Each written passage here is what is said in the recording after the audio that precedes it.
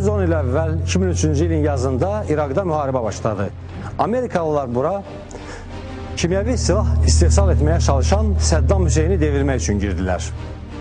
Bu ölkədə kimyəvi silah tapılmasa da ölkənin ordusu darmadağın edildi və Səddam Hüseyn də asıldı.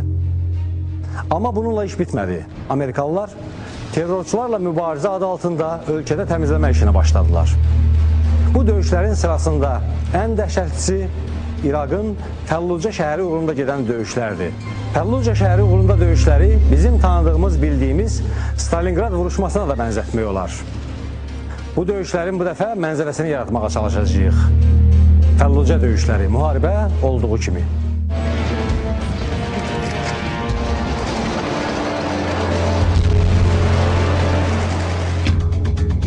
İraqın paytaxtı Bağdadın 70 kilometrliyində yerləşən Fəllucə şəhəri. Fəllucə şərqin ən gözəl şəhərlərindən biri hesab olunurdu.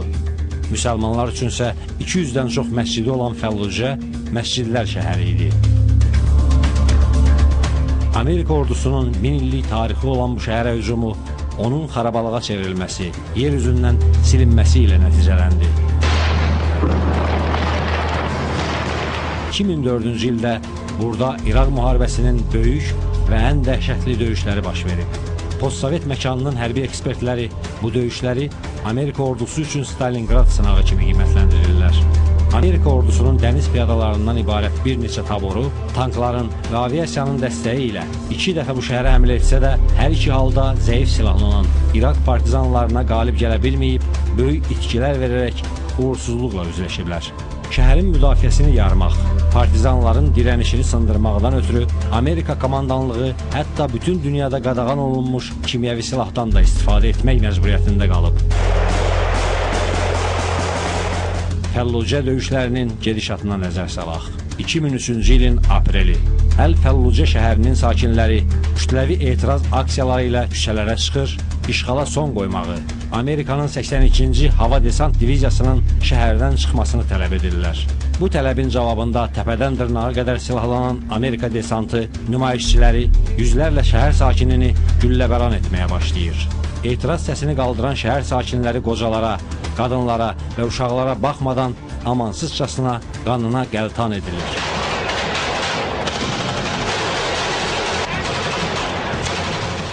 Dinc nümayiş bu cür silahlı basqınla qəddarcasına cavablandırıldıqdan sonra Fəllucə Amerika əleyhinə müqavimət hərəkatının dirənişin ünvanına çevrilir. İraqın hər tərəfindən bura partizanlar axışıb gəlir. 31 mart 2004-cü il.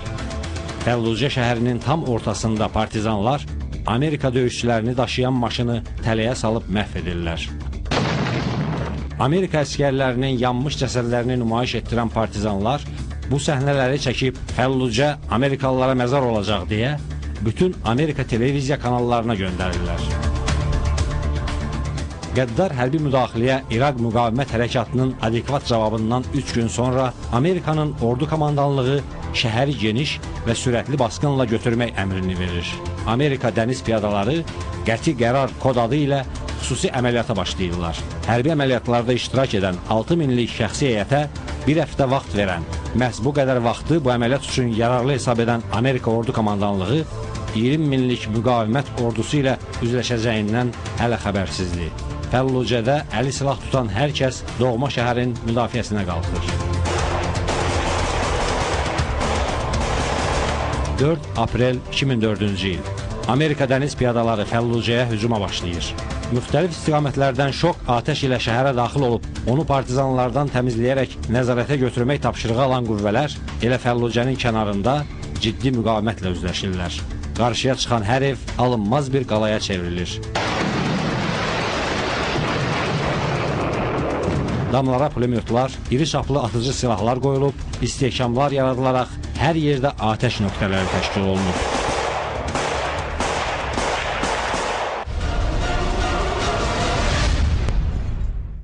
Amerika döyüşçülərinin şəhərə hücumunun 4-cü günü olmasına baxmayaraq, onlar Fəllucənin 1/3-ni belə nəzarətə götürə bilmirlər.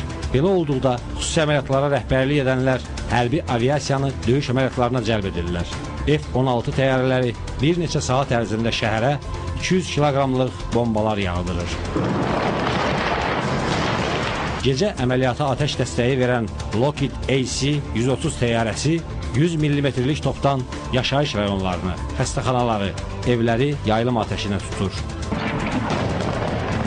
Bu həmlələrdən sonra belə Amerika ordusu şəhəri tuta bilmir. Onda ordu komandanlığı kompromisə gedərək 2004-cü il aprelin 28-də Fəllucə ağsaqqalları ilə danışıqlarda atəşkəs anlaşması əldə etmək məcburiyyətində qalır. Bu nisbi sakitlik isə 2004-cü ilin sentyabrına qədər davam edir.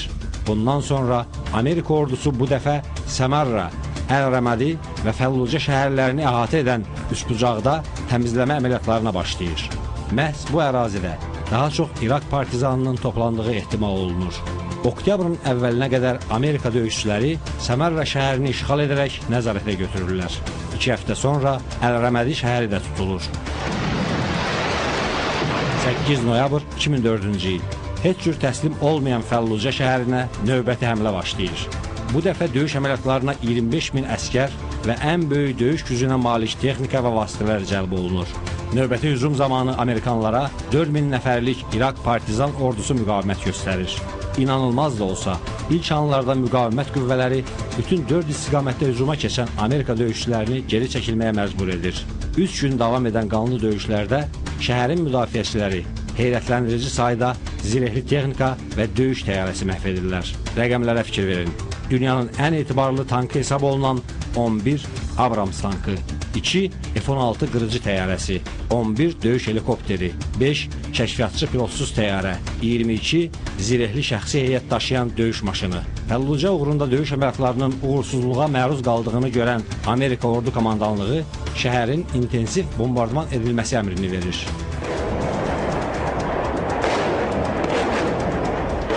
Bu kadrlarsa artıq 14 noyabr 2004-cü ildə lentə alınıb. Bu, Fəllucə şəhərinin bombardmandan sonraki halıdır. Şərqin ən gözəl şəhərlərindən biri artıq yerlə yeksan olunub. 200-dən çox məsciddən də, yaraşıqlı binalardan da əsər əlamət belə qalmayıb. Küçələr eybəcər hala düşmüş cəsədlərlə doludur. Meyitləri daşıyıb qurtarmaq olmur. Ölənlərin çoxu da qocalar, qadınlar, uşaqlar, dinc əhalidir. Ölənlərin bədənində qəribə yanıqlar var. Bu kimyəvi yanıqlar yalnız zəhərli ağ fosforun təsirindən yarana bilər və bu, qadağan olunmuş kimyəvi silahın tətbiq olunmasından xəbər verir. Bu silah BMT-nin konvensiyası ilə qadağan olunub. Amma məsələ bundadır ki, Amerika bu konvensiyaya imza atmayıb.